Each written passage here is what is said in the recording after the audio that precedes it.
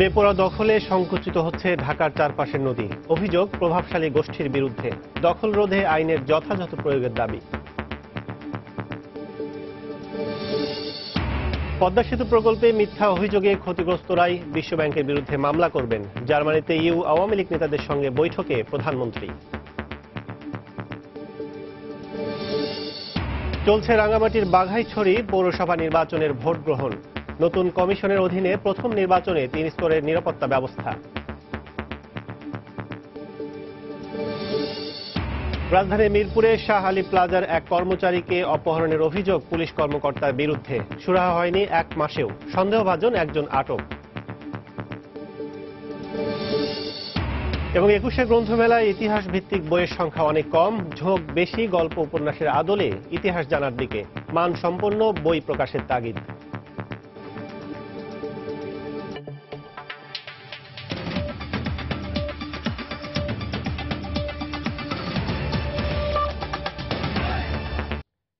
বেপরোয়া দখলে সংকুচিত হতে হতে মরতে বসেছে ঢাকার চারপাশের নদীগুলো।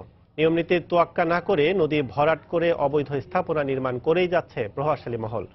সীমানা পিলার স্থাপনে অনিয়ম হওয়ায় নদীর দখল রোধে শক্ত অবস্থান নিতে পারছে না সংশ্লিষ্ট টাস্কফোর্স।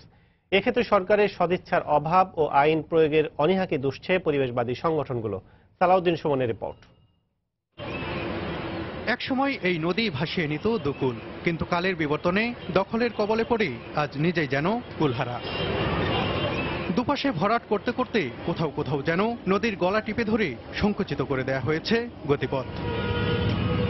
ঢাকার আশপাশে বয়ে চলা বুড়িগঙ্গা, শীতলক্ষ্যা, তুরাগ ও বালু নদীর সীমা নির্ধারণ নিয়েই রয়েছে প্রশ্ন। অভিযোগ রয়েছে প্রভাবশালীদের চাপে বিভিন্ন পয়েন্টে নদীর বেশ ভেতরে বসানো হয়েছে সীমানা পিলার। আবার কোথাও কোথাও সীমানা পিলার অতিক্রম করেই চলছে জবরদখল। যারা প্রভাবশালী হ্যারি করতে আছে, আমরা গরিব আমরা পারবো না। নামি দামি এমপি সাহেব, মন্ত্রী সাহেব, উমুক সাহেব, তুমুক সাহেব, এই সাহেবেরাই দখল করা। সমাজে যারা প্রতিষ্ঠিত তারা দখল করা। বিভিন্ন গবেষণার তথ্য মতে বিগত এক যুগে সবচেয়ে বেশি দখল হয়েছে তুরাগ নদী। এই নদীর আব্দুল্লাপুর থেকে গাবতলী পর্যন্ত প্রায় 6 মাইল এলাকা জুড়ে দখল হয়েছে 120.79 একর জমি। বুড়িগঙ্গার কামরাঙ্গীর চর থেকে বসিলা পর্যন্ত 7.41 মাইল এলাকায় দখল হয়েছে 97.17 একর জমি। শীতলক্ষ্যার কাঁচপুর থেকে নারায়ণগঞ্জ পর্যন্ত 3.57 মাইলে 23.83 একর ও বালু নদীর ডেমরা থেকে নন্দীপাড়া পর্যন্ত 4.2 মাইল এলাকায় দখল হয়েছে 8.84 একর জমি। অভিযোগ রয়েছে এসব ভূমি দখলে অনেক স্থানে ধর্মীয় প্রতিষ্ঠানকে ঢাল হিসেবে ব্যবহার করছে দখলদাররা। দেখা যায় মসজিদ করলাম, এখানে হয়তো জনগণ কিছু বলবে না। এই মসজিদের পাশাপাশি দেখা যাচ্ছে যে অন্য কোনো জায়গায় এইভাবে পাবলিক নিয়ে নিতে পারবে। এই মুহূর্তে সীমানা নির্ধারণে অনিয়মকেই দখল রোধে অন্যতম প্রতিবন্ধকতা হিসেবে দেখছে নদী রক্ষায় গঠিত টাস্কফোর্স। স্থাপিত 9,500 সীমানা পিলারের মধ্যে তাদের আপত্তি রয়েছে 3,500 পিলার নিয়েই। আমাদের জরিপ ঠিকই ছিল, পরবর্তীতে যখন পিলারগুলো স্থাপন করা হয় 2010-11 সালে, তখন এটাকে নিয়ে অনেক ধরনের দুর্নীতি হয়েছে। সুতরাং এটাকে বন্ধ করার জন্য আমরা একটা উদ্যোগ নিয়েছি। আমার বিশ্বাস খুব শিগগিরই এগুলি যথাস্থানে স্থাপিত হবে। সরকারের কোনো কোনো মহলের সদিচ্ছা না থাকায় দখল থামাতে আইনের যথাযথ প্রয়োগ হচ্ছে না বলে অভিযোগ পরিবেশবাদী সংগঠনগুলোর। যদি সরকারের ইচ্ছা না থাকে এবং আইন শৃঙ্খলা রক্ষাকারী বাহিনী নিজেই জলাশয় ভরাট করে ফেলে, তাহলে তো বুঝতেই হবে যে এটা আইনেরও সমস্যা না, আদালতেরও সমস্যা না, এটি সমস্যাটি হচ্ছে প্রয়োগের এবং রাজনৈতিক সদিচ্ছার অভাবের। নদী আইন অনুসারে 30 থেকে 50 গজ পর্যন্ত নদীর ভূমি। এই হিসেবে এই সীমারেখার ভিতরে গড়ে ওঠা সব স্থাপনাই অবৈধ। বিশেষজ্ঞরা বলছেন নদীকে ঘিরে নেওয়া প্রকল্প বাস্তবায়ন করতে হলে এইসব অবৈধ স্থাপনা উচ্ছেদের কোনো বিকল্প নেই। দখলের কারণে সংকুচিত হয়ে শুধু কি নদীরই মৃত্যু ঘটছে, এর সাথে সাথে বুক ভরে নিঃশ্বাস নেয়ার আর নির্মল পরিবেশে সুন্দরভাবে বেঁচে থাকার স্বপ্নটাও কি দখল হয়ে যাচ্ছে না? বিশেষজ্ঞরা বলছেন এই বাস্তবতা বুঝতে যত দেরি হবে বিপর্যয় ততই ঘনিয়ে আসবে। সালাউদ্দিন সুমন, সময় সংবাদ, ঢাকা। পদ্মা সেতু প্রকল্পে বিশ্বব্যাংকের মিথ্যা অভিযোগে যারা ক্ষতিগ্রস্ত হয়েছেন তারাই প্রতিষ্ঠানটির বিরুদ্ধে মামলা করবেন বলে জানিয়েছেন প্রধানমন্ত্রী শেখ হাসিনা। জার্মানি মিউনিখে ইউরোপীয় ইউনিয়ন আওয়ামী লীগের নেতাকর্মীদের সঙ্গে বৈঠকে একথা বলেন প্রধানমন্ত্রী। তিনি জানান, দুর্নীতি মামলায় বেগম খালেদা জিয়া দোষী সাব্যস্ত হলে অবশ্যই তার শাস্তি হবে। এর আগে মিউনিখে নিরাপত্তা সম্মেলনের উদ্বোধনী পর্বে অংশ নেন তিনি। 4 দিনের রাষ্ট্রীয় সফরে বাংলাদেশ সময় গতকাল সকাল 11টায় জার্মানি পৌঁছান প্রধানমন্ত্রী। সন্ধ্যা 7:30টায় সম্মেলনের উদ্বোধনী অনুষ্ঠানে যোগ দেন তিনি। এরপর আবার হোটেলে ফিরে ইউরোপীয় ইউনিয়ন আওয়ামী লীগের নেতাকর্মীদের সঙ্গে বৈঠক করেন তিনি। সম্মেলনের পাশাপাশি জার্মান চ্যান্সেলর অ্যাঙ্গেলা মার্কেলের সঙ্গে দ্বিপক্ষীয় বৈঠক সহ বেশ কিছু গুরুত্বপূর্ণ আলোচনায় অংশ নেবেন প্রধানমন্ত্রী। 4 দিনের সফর শেষে 19 ফেব্রুয়ারি প্রধানমন্ত্রী শেখ হাসিনার দেশে ফেরার কথা রয়েছে।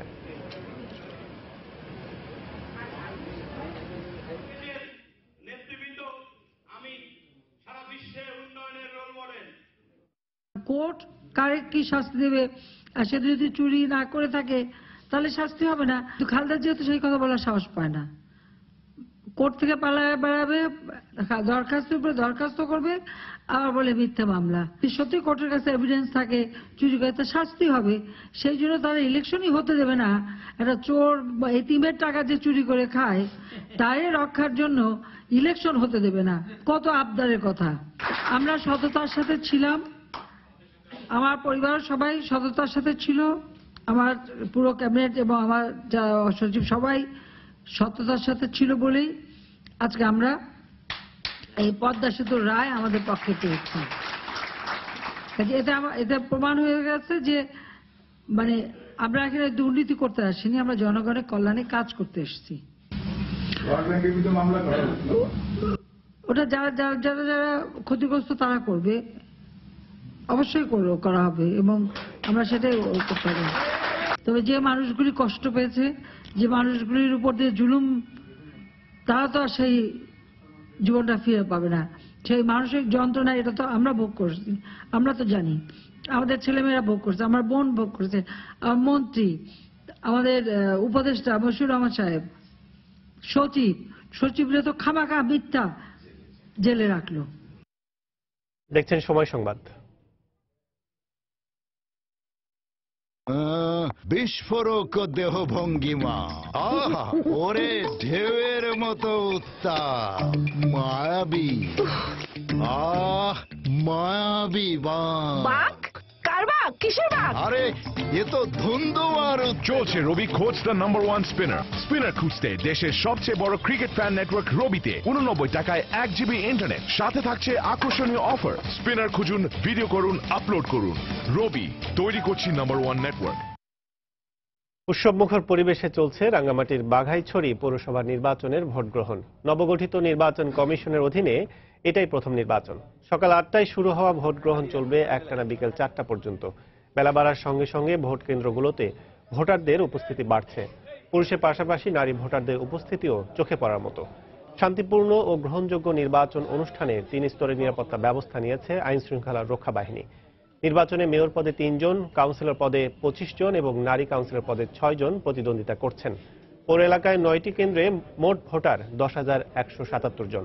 চলতি বছরের 8 জানুয়ারি মেয়াদ শেষ হওয়ার পর বাঘাইছড়ি পৌরসভার নির্বাচনের তফসিল ঘোষণা করা হয়।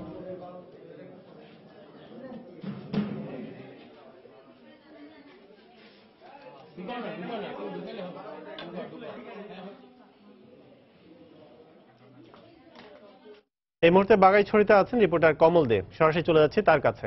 কমল, মুখর পরিবেশে রাঙ্গামাটি জেলার বাঘাছড়ি পার্বত্য উপজেলার যে বাঘাছড়ি পৌরসভা নির্বাচন অনুষ্ঠিত হতে যাচ্ছে আজ। আমরা সকাল থেকে দেখেছি কিন্তু তীব্র শীতের প্রখর রোদ উপেক্ষা করে সকাল থেকে দেখেছি কিন্তু দীর্ঘ লাইন ধরে ভোটাররা তারা এক কেন্দ্রে গিয়ে ভোট দিচ্ছেন। আপনি জানেন যে এখানে কিন্তু ভোটার সংখ্যা রয়েছে 10,177। এর মধ্যে আমরা দেখেছি যতগুলো কেন্দ্রে ঘুরে কেন্দ্রের প্রিসাইডিং অফিসার আমাদেরকে জানিয়েছেন সকাল থেকে 3 ঘন্টায় 40% বেশি ভোট সংগৃহীত হয়েছে বলে তারা আশা করছেন।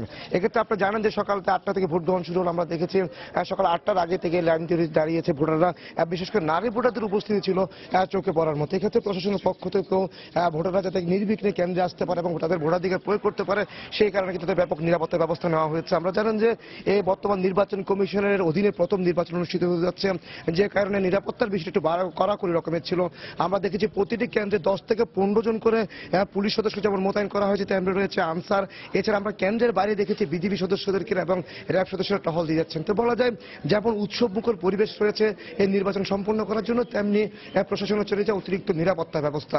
এক্ষেত্রে যে 9টি কেন্দ্রে ভোট গ্রহণ চলছে সকাল থেকে, এবং 9টি কেন্দ্রে এখন পর্যন্ত কোনো কেন্দ্রে কিন্তু অপ্রীতিকর কোনো ঘটনার খবর পাওয়া যায়নি। বিশেষ করে আমরা দেখেছি পাহাড়ি বাঙালি সবগুলি কেন্দ্রে কিন্তু ভোটাররা এসে তারা তাদের ভোটাধিকার প্রয়োগ করছেন। অর্থাৎ সকাল 8টায় যে ভোট গ্রহণ শুরু হয়েছে এখন পর্যন্ত প্রায় 3 ঘন্টা, 3 ঘন্টায় 9টি কেন্দ্রে কোনো কেন্দ্রে এখন পর্যন্ত কোনো অপ্রীতিকর ঘটনা কিংবা জাল ভোট কিংবা ধাওয়া দেওয়া তেমন কোনো পরিবেশের কোনো সৃষ্টি হয়নি। তো বলা যায় উৎসবমুখর পরিবেশই নির্বিঘ্নে চলছে বাগাইছড়ি উপজেলা পৌরসভার সে পৌরসভা নির্বাচন। তো কাজল এখন পর্যন্ত আমার কাছে এ ছিল বাগাইছড়ি পৌরসভা নির্বাচনের সর্বশেষ। দর্শক, রাঙ্গামাটির বাঘাইছড়ি পৌরসভা নির্বাচনে খবর জানাচ্ছিলেন সহকর্মী কমল দে। সময় সংবাদ আরো থাকছে। জলবায়ু পরিবর্তনের প্রভাবে বৈশিষ্ট্য হারাচ্ছে দেশের সবচেয়ে বড় হাওর হাকালুকি, নষ্ট হচ্ছে উদ্ভিদ ও জীববৈচিত্র্য।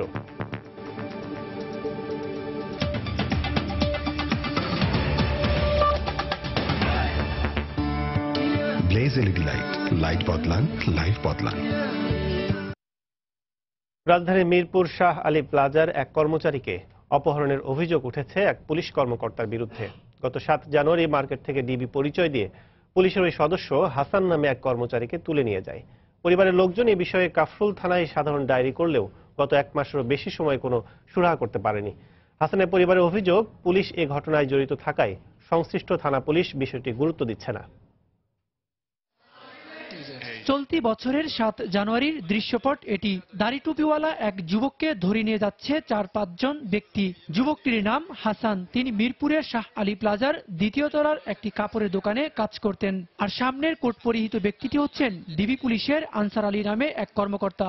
মার্কেটের এক ব্যবসায়ী জানান, পুলিশের এই কর্মকর্তাকে তিনি আগে থেকেই চিনতেন। বলেন, আনসার আলী বছর 2 আগে রাজধানীর পল্লবী থানায় চাকরি করতেন। ঘটনার আধ ঘন্টা আগেও তার সঙ্গে কথা হয়েছে আনসার আলীর। মার্কেটে আমাদের ভিডিও ফুটেজ আছে শাহ আলী প্লাজা। ওই ভিডিও ফুটেজটা যখন আমি দেখছি তখন বলছি এই তো আনসার আলী দারোগা। আমি শনাক্ত করছি।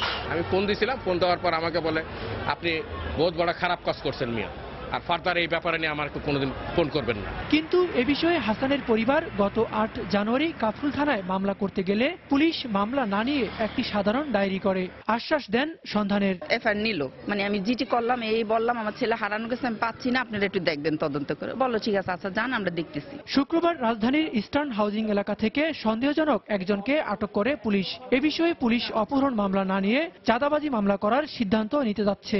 কিন্তু এ বিষয়ে গণমাধ্যমের সামনে কোনো কথা বলতে রাজি হয়নি পল্লবী ও কাফরুল থানা পুলিশ। ছেলের খোঁজে গত 1.5 মাস ধরে পুলিশের দ্বারে দ্বারে ভিড়ছেন হাসানের মা। অভিযোগ করেন, পুলিশ এ বিষয়ে জড়িত বিদায় নানা তালবাহানা করছে তারা। মামলা করবো আমি গেলাম, গিয়ে আমি ওসি স্যারের রুমে ঢুকলাম, ওনারা আমার বাইর করে দিয়ে 3 স্যার মিলে কি মিটিং করলো আমি বাবা জানি না, আমারে ডাকলো, আপনি যান আমি দেখতেছি। ওবায়দুল্লাহ আল মামুন, সময় সংবাদ, ঢাকা। অমর একুশে গ্রন্থমেলায় ইতিহাস ভিত্তিক বইয়ের সংখ্যা খুবই কম।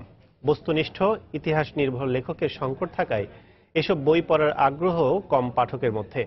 বরং গল্প উপন্যাসের আদলে ইতিহাস জানার দিকে ঝোঁক বেশি তরুণদের। তবে সংখ্যায় কম হলেও মানসম্পন্ন বই প্রকাশের দিকে তাগিদ সাহিত্যিকদের।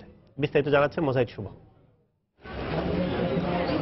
প্রতিদিন শত শত নতুন বইয়ের গন্ধে উদ্ভাসিত প্রাণের বইমেলা। তবে এর মধ্যে বাঙালির ইতিহাস ঐতিহ্য নিয়ে প্রকাশিত বইয়ের সংখ্যা হাতে গোনা। বিভ্রান্তির ভয় ইতিহাস নির্ভর বই পড়ার ক্ষেত্রে অন্তরায় বলে অভিযোগ বেশিরভাগ পাঠকের। তবে গল্প উপন্যাসের মধ্য দিয়ে সঠিক ইতিহাস জানার আগ্রহ তরুণ পাঠকদের। বিভিন্ন সময় আমাদের দেশের ইতিহাস এমনভাবে পরিবর্তন হয়েছে, তো পাঠক আসলে বিশ্বাস করতে পারে না যে একটা বই পড়লাম এই বইটা আসলেই সত্য কিনা। ইতিহাস সম্পর্কে জানার আগ্রহ সব সময় থাকে, কিন্তু ওইটা অতটা ইন্টারেস্টিং ভাবে লেখা হয় না। ইতিহাসটা এমন ভাবে বিকৃত হচ্ছে যে অনেক সাহিত্যিক হয়তো বা সাহস পায় না কোন দিকে লিখবে। মানসম্পন্ন পাণ্ডুলিপির অভাবের সাথে ইতিহাস সম্পর্কিত বই প্রকাশে অধিক শ্রম দিতে হয় বলে জানালেন প্রকাশকরা। তবে ইতিহাসের বই মানসম্পন্ন করে বের করার মতো প্রকাশকের অভাবের কথা শোনা গেল লেখকদের কণ্ঠে। আমাদের মানসম্পন্ন বইয়ের অভাব আছে, আর যে বইগুলি বেরোচ্ছে সেগুলি মানসম্পন্ন করে প্রকাশ করার মতন প্রকাশকের অভাব আছে। যেহেতু লেখক কম, সেহেতু প্রকাশকরা এখানে কি করবেন? ইতিহাসের বই তো আর সবাইকে দিয়ে লেখা সম্ভব না। যেহেতু এটা সত্য ঘটনার উপরে সময় কাল এগুলো বিবেচনা রাখতে হয়, এটাতে আর কি খুব মাইনরলি দেখতে হয় কোনো ভুল আসলো কিনা। বইমেলা ইতিমধ্যে 2000-এর কাছাকাছি বই বের হলেও বাঙালির সামাজিক ও সাংস্কৃতিক ইতিহাস নির্ভর বইয়ের সংখ্যা 50ও ছাড়ায়নি। এক্ষেত্রে পাঠকদের আগ্রহের ঘাটতির পাশাপাশি উপযুক্ত লেখক সংকটের কথা বললেন সাহিত্যিকরা। তবে সংখ্যায় কম হলেও মানসম্পন্ন ইতিহাস নির্ভর বই বের করার দিকে বেশি জোর দিলেন তারা। মুজাহিদ শুভ, সময় সংবাদ, ঢাকা। অমর একুশে গ্রন্থমেলায় সকাল 11টা থেকে শুরু হয়েছে শিশু প্রহর। শিশুদের পদচারণে মুখরিত মেলা প্রাঙ্গণ। এই মুহূর্তে সেখানে আছেন রিপোর্টার শাফিন জাহিদ। সরাসরি চলে যাচ্ছে তার কাছে। শাফিন। কাজল, আপনি জানেন যে বইমেলা আজকে 18তম দিন, আর শিশু প্রহরের হিসেবে আজকে 6ম দিনের মতো শিশু প্রহর অনুষ্ঠিত হচ্ছে। সকাল 10টা থেকে কিন্তু শিশু প্রহর অনুষ্ঠিত হয়েছে। আপনি দেখতে পাচ্ছেন যে পিছনে কিন্তু শিশু কিশোরদের যে মিলন মেলা অনুষ্ঠিত হয় প্রতি শুক্র এবং শনিবার সকালে, সেই মিলন মেলা কিন্তু দেখতে পাচ্ছি আজকে সকাল থেকে কিন্তু শিশু প্রহরে আসছেন সিসিমপুরের গাড়িতে করে। শিশু কিশোর থেকে শুরু করে অনেকেই এই সিসিমপুরের গাড়িতে আসছেন এবং তারা কিন্তু শুধুমাত্র বই কেনার জন্য আসছেন। এবং এখানে আমরা দেখতে পেয়েছি যে যারা বই কিনছেন তারা কিন্তু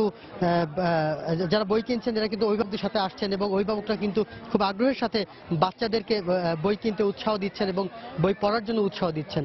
আপনি জানেন যে সিসিমপুরে কিন্তু যে কয়েকটি চরিত্র ফুটে ওঠে, তার মধ্যে ইকরি, হালুম, টুকটুকি, এরাও কিন্তু শিশু কিশোরদের, এখানে মেলায় আগত শিশু কিশোরদের কিন্তু উৎসাহিত করছেন বই পড়ার প্রতি। এবং এই শিশু কিশোররাও কিন্তু উৎসাহ পাচ্ছে এবং তারা চিন্তা করছে যে বড় হয়ে যত বড় হবে তত বেশি বই পড়বে এবং তত বেশি জ্ঞানের ভান্ডার সমৃদ্ধ করবে।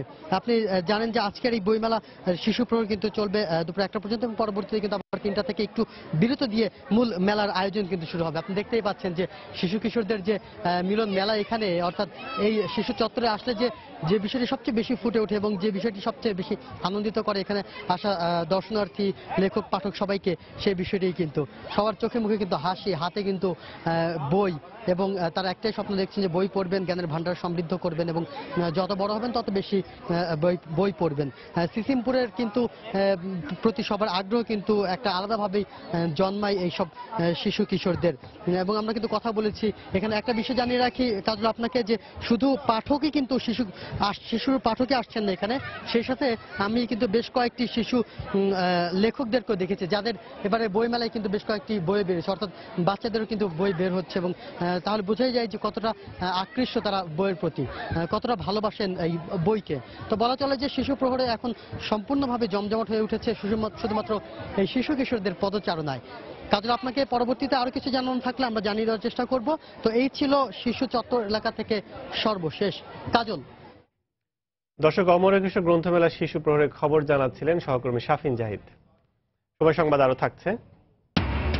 চট্টগ্রামে আজ শুরু হচ্ছে শেখ কামাল আন্তর্জাতিক club cup football tournament. Dhaka আবাহনীর প্রতিপক্ষ মালদ্বীপের ক্লাব টিসি স্পোর্টস।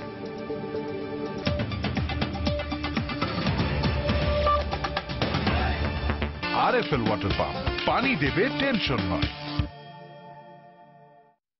জলবায়ু পরিবর্তনের প্রভাবে নিজস্ব বৈশিষ্ট্য হারাচ্ছে দেশের সবচেয়ে বড় হাওর হাকালুকি। নষ্ট হচ্ছে উদ্ভিদ ও জীববৈচিত্র্য। ভরাট হয়ে গেছে হাওরের বেশিরভাগ স্থায়ী বিল। যদিও হাওরের উন্নয়নে বিভিন্ন প্রকল্প হাতে নেয়ার কথা জানিয়েছে বেশ কিছু সংস্থা। মৌলভীবাজার থেকে শাহ ওয়ালিদুর রহমানের পাঠানো তথ্য ছবি নিয়ে ডেস্ক রিপোর্ট। সাধারণ বৈশিষ্ট্য অনুযায়ী বর্ষা মৌসুমে পানিতে ডুবে থাকে হাওর, আর বর্ষা শেষে জেগে ওঠে হাওরের গভীর পানিতে নিমজ্জিত কিছু স্থায়ী বিল। কিন্তু জলবায়ু পরিবর্তনের প্রভাবে চরিত্র বদলেছে দেশের সবচেয়ে বড় হাকালুকি হাওরের। এরই মধ্যে এই হাওরের স্থায়ী বিলগুলোর বেশিরভাগই পলি, বালি ও মাটিতে ভরাট হয়ে গেছে।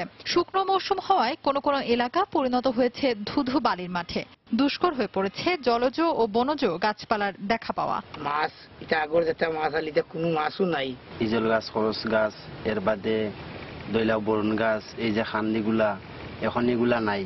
কিছু কিছু খালনালা ভরাট হয়ে এটা নষ্ট হয়ে যাচ্ছে এবং বিভিন্ন জায়গায় পানি সেচ দিয়ে মাছ মারে, যার কারণে বিলের ক্ষয়ক্ষতি হচ্ছে। হাকালুকি হাওরের সার্বিক উন্নয়নে বেশ কয়েক বছর ধরে কাজ করে যাচ্ছে বেশ কয়েকটি বেসরকারি সংস্থা।